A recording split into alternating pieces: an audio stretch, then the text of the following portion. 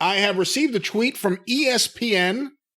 Today is 22 years, or I guess is the 22-year anniversary of Steve Austin attacking Vince McMahon in the hospital. What are your thoughts and memories about this? This is also the debut of Mr. Socko. Yeah. I mean, I loved almost everything Austin did. I love Mick Foley as a person. I ended up going along with the Mr. Socko train because he was just so over at that point you could do no wrong. Everybody was so over at that point it seemed like they could do no wrong. I thought we were getting too far-fetched, to be honest. It was funny, the hospital thing, when he hit him with the bedpan, started beating on his bad leg. People roared.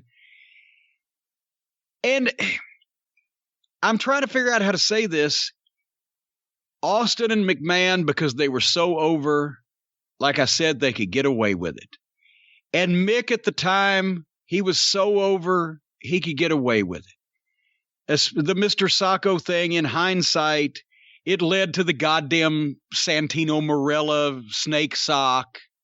It led to all kinds of horse shit. Who knows? It may have been in their minds when they created this Firefly Funhouse with all the puppets.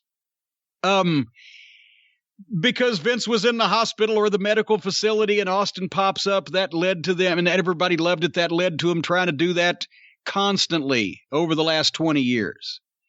And now, how many people have popped up in strange locations and attacked people in hospital rooms and hotel rooms and locker rooms and parking lots and whatever the fuck? It was great when they did it, but it led to people wanting to do it and again and more and takeoffs of it, and it with lesser talents and in a different time when once you've seen it once, but it couldn't happen in a million years until more shit does. In the long run, it just ended in tears. It just led to more hoo-ha and misery. So, yeah, I got a kick out of it because it was Vince and Austin, and nobody else could pull it off, and other people have tried, and it led to, and the whole Mr. Socko thing, once again, love Cactus as a talent, but goddamn, he just went too far sometimes too. Was Vince excited about doing stuff like this? Oh, he loved that shit because now not only was he was always wanting to be a obviously big time promoter, television producer. He also secretly wanted to wrestle. His dad would never go for it. And so that's why he had his first matches when he was in his late 50s, when finally the conditions were right because he was the top heel in the company. But he loved doing sketches and shit like that. He was all for it and obviously would put everything into it. You know, a lot of people, that's one thing you got to say about Vince. He didn't ask anybody to do anything he wouldn't do. You just saw a video of him showing Ron Gronkowski how to do the fucking bump off the goddamn stage at the pay-per-view. And Vince has to do it first. He loves to do that shit. So you can't fault him in that. But when everything started hitting and Austin was over and Rock was over and Taker was over and all this stuff was over and the Monday Night Wars and the huge ratings. So it was the first time some people involved in that whole thing, definitely from the talent side, sometime even from the office side, had been in a hot period like that. And one person in particular was the first time he'd been in a hot period, old Shitstain. He didn't even know what was causing the hot period. He thought it was himself and his brilliant writing. He didn't realize it was the talent and the competition amongst promotions and the TV war. But you can't stop. When you see that happen, they didn't have the frame of reference to know, okay, it's because these guys are so over and nobody else could get away with this, and we better not do too much of this. They thought, well, if they like some of it, we'll give them more of it. And that's where, by the end of the Attitude Era, there was nothing left to give, and now nothing means anything. Because how many kidnappings have we seen? People thrown in the trunk of a car. Here, I'll carry this fucking lifeless body out and deposit it here. Thankfully, the lifeless body's cooperating with me. They thought, because that worked with those people that it would always work with everybody. And it just led to so much hoo-ha that now we can't get away from the hoo-ha. So I liked it when it happened, but nobody realized you can't get away with that all the time, and you can't get away with the wrong people doing it. And then it just looks goofy, which is what now all of wrestling looks like, because nobody is as over as Vince McMahon and Steve Austin, and probably ever will be again. It's not even knocking the people on All Polite Wrestling. That's just stating a fact. In any promotion in the world, I don't see how anybody's ever going to be as over as Steve Austin was ever again, because they've niche producted themselves right out of business. Or as Ernie Ladd would say, you big dumb piece of shit, you've dumbed yourself right out of the profession. Well, Jim, speaking of hoo-ha, sometimes a hoo-ha gets a little hairy. I need to find a way to trim that down. Well, let me explain something to you folks. If you've got a hairy hoo-ha, I've got the answer for you, folks. 2020 is a little nuts, but that doesn't mean you should disregard your nuts, no matter what size or shape they are, whether they're shaggy or slick. The folks at Manscaped are on a mission to take care of your manhood with their below-the-waist grooming and hygiene products. And great news, they have just released their products in the UK, Canada, and Australia. I thought they were worldwide already. They got to be. They should be. They are now. If you have a problem with Mr. Johnson getting lost in high weeds, look no further.